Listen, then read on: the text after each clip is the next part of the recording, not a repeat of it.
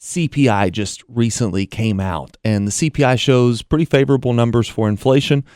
But I'm telling you, inflation is certainly not completely under control, and I do expect to see a little bit of inflation news in 2025.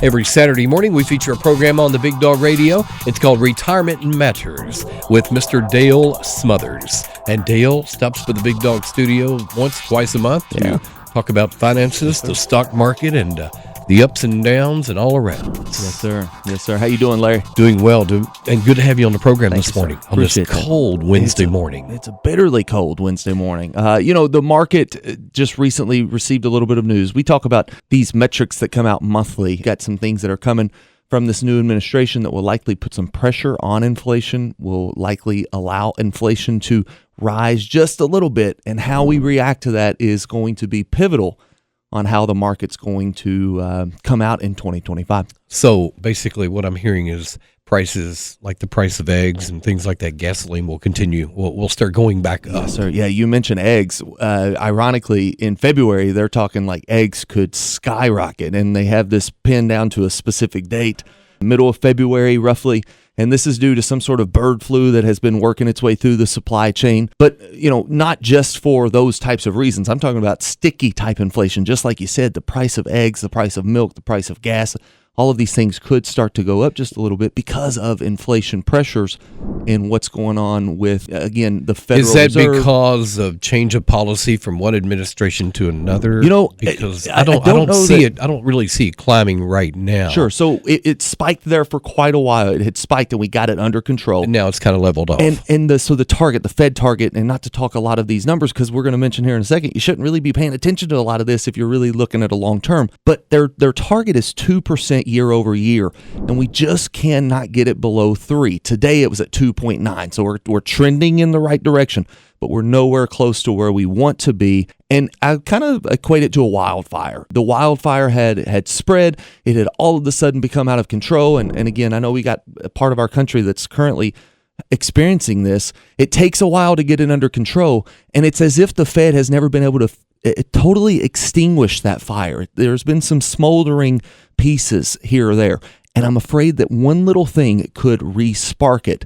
One of these little things could be tariffs, and that's what we're kind of concerned with the new administration. Now, I think the reason for tariffs is the reason for that prices are going to go up, because these tariffs are going to be passed on to people who, and again, I knew, and you and I had this discussion before the election, that this would happen. Sure. That this was probably going to happen. And our hope is that it's temporary pain, that it is truly a tariff war here, that it's not forever, and hopefully that this would bring some things back to America. But in the end of the day, this is going to cause some pressure on prices. What does that mean for you and your stocks? Well, it's likely that you will see some volatility in 2025. We've just come off of 2 years of record-breaking S&P 500 returns. We're likely to see a little bit of stagnation here in the market in 2025. There are opportunities for you to take advantage of, but when it comes to retirement planning, and for those who are over the age of 59, approaching 62 even, as we get into this golden age of Social Security, there have been some really incredible things that have taken place already in 2025 for you that will change the way that you retire. You may have heard this on the program the last couple of weeks. We've been talking about this teacher's retirement for Social Security has currently changed. Everything about a teacher's retirement and how they can claim Social Security is different now than it was December the 31st of 2024. This is what we need to work into your retirement plan if you're close to retirement. And that is good news, It's too. great news. Mm-hmm. It's great news for those who are close to retirement. And again, if you are in the teacher's education program, you may be receiving a pension, or you know you're going to receive a pension, there's always this debate on, should I give my pension back and take Social Security? Dale, I'm getting the Social Security statement. How much of this can I actually get? All of that's out the window now. There's no reason to even worry. You just got to put those types of Social Security planning into your overall retirement plan. That's where RDS Wealth comes in. We'll help make sense of all the changes that have taken place. We'll also help you build the retirement income that you need to live the desired retirement lifestyle. You're a man in the know. Yes, well, we try to be, yes, sir. And that's where we are. Every Saturday, we try to bring you a little bit of information on this radio station that helps you get a little bit closer to the desired retirement that you are after.